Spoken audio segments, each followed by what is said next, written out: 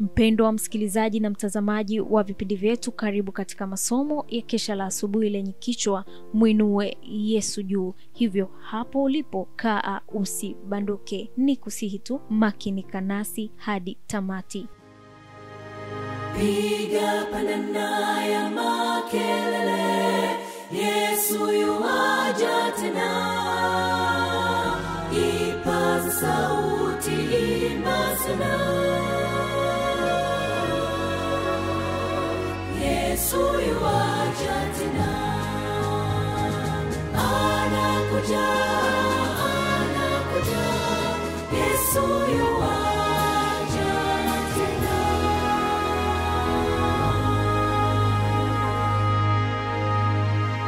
Ikiwa ni Mei 7, kamwe sheria ya Mungu haibadiliki.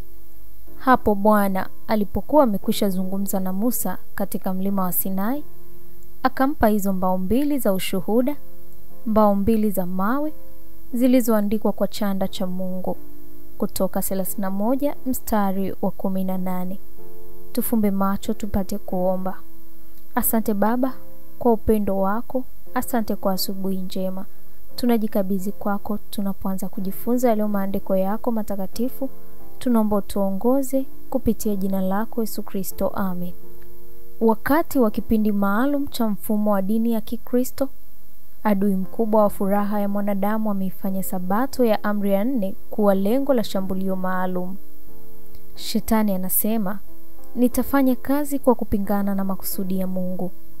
Nitawawezesha wafuasi wangu kuweka kando kumbukizi ya Mungu, Sabato ya siku ya 7. Hivyo nitauonesha ulimwengu kwamba siku iliyotakaswa na kubarikiwa na Mungu imebadilishwa. Siku hiyo haitadumu kuishi katika akili za watu. Nitafuta kumbukumbu yake, nitaweka badala yake siku ambayo haina sifa za Mungu, siku ambayo haiwezi kuwa ishara kati ya Mungu na watu wake. Nitawaongoza wale wanaoikubali siku hii kuweka juu yake utakatifu ambao Mungu aliuweka juu ya siku ya 7. Kupitia katika kuanzishwa kwa Sabato ya uongo, adui aliazimu kubadilisha nyakati na sheria. Lakini je, amefanikiwa kweli kubadilisha sheria ya Mungu? Maneno ya sura ya 31 ya Kutoka ndiyo jibu. Yeye aliye yule jana, leo na hata milele ametamka juu ya Sabato ya siku ya 7, ishara kati ya mimi na ninyi katika vizazi vyenu vyote. Ni ishara milele. Kutoka 31 mstari wa 13 hadi wa 17.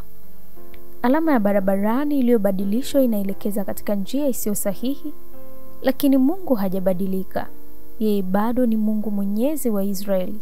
Tazama, mataifa ni kama tone la maji katika ndoo, huhesabiwa kuwa kama mavumbi membamba katika mizani. Tazama, yeye huvinyanyua visiwa kama ni kitu kidogo sana. Lebanoni nao hautoshi kwa kuni, wala wanyama wake hawatoshi kwa kafara. Mataifa yote huwa kama si kitu mbele zake. Huhesabiwa kwake kuwa duni ya si kitu na ubatili. Isaya 40 mstari wa 15. Naye ana wivu kwa sheria yake sasa kama vile alivyokuwa nayo katika siku za Ahabu na Eliya. Lakini sheria hiyo imepuuzwa kiasi gani? Tazama, ulimwengu leo katika uasi wa wazi dhidi ya Mungu. Kwa kweli, hiki ni kizazi kipotovu, kilichojawa na utovu wa shukrani, urasimu, unafiki, kiburi na uasi. Watu huipuuza Biblia na kuuchukia ukweli. Yesu anaona sheria yake ikikataliwa, upendo wake ukidharauliwa, mabalozi wake wakitendewa kwa kutokujali. Amezungumza kwa rehema zake, lakini hizi hazikutambuliwa. Amesema kwa maonyo, lakini haya yamedharauliwa. Nyua za hekalu la roho ya mwanadamu zimegeuzwa kwa mahali pa biashara isiyo takatifu. Ubinafsi, husuda, kiburi, uovu, vyote vinahifadhiwa kwa upendo mkubwa. Wale ambao wanaliamini neno hilo kama linavyosomeka hasa wanadhihakiwa. Kuna dharau inayozidi kuongezeka juu ya sheria na utaratibu, ambayo inaweza kufuatiwa moja kwa moja. na kufikia ukiukwaji wa amri za wazi za Yehova. Utasoma Manabii na Wafalme toleo jipya ukurasa wa 155 hadi ukurasa wa 157. Yehova aliziandika amri zake 10 kwenye mbao za mawe ili wakazi wote wa dunia wapate kuielewa tabia yake ya milele isiyobadilika. Utasoma Counsels to Parents, Teachers and Students ukurasa wa 248. Huu ni mwisho wa somo letu la Mei 7. Kamwe sheria ya Mungu haibadiliki. Tufumbe macho tupate kuomba.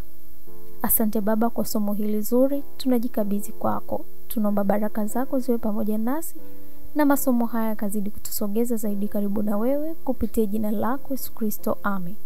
Barikiwa nami mwaka 2025 katika masomo haya. Anakuja,